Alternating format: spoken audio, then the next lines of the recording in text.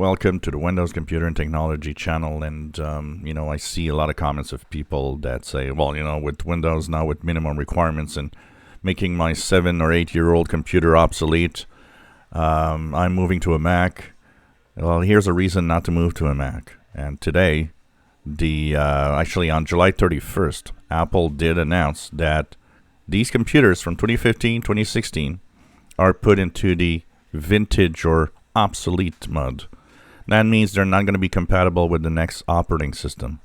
And I mean, these are computers that are way more expensive than a lot of Windows PCs.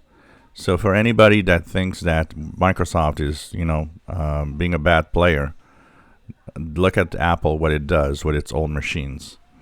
And be prepared, because with the move to M1, Apple will do what they did when they moved from PowerPC to Intel. At some point, there will be no more compatibility with all the Intel line of MacBooks. That will happen. So think about it, and think about it really well when you think that Microsoft is the only one doing things like that. Apple is and has always been worse, and back compatibility on Apple has never been that great.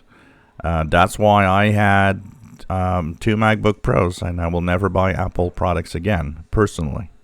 I prefer Windows anyways because of its versatility.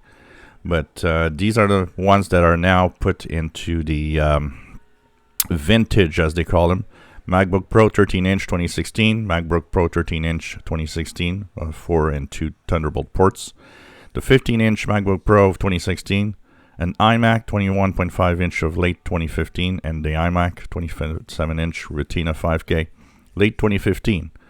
These are expensive. Imagine if you purchased a computer that's, like $2,000 and you're,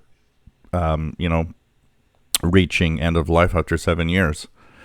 It's much more heartbreaking than it is with a $700 or $600 Windows PC.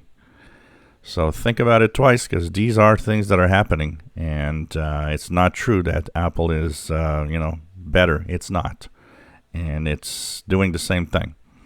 And it's even worse because their products are very expensive.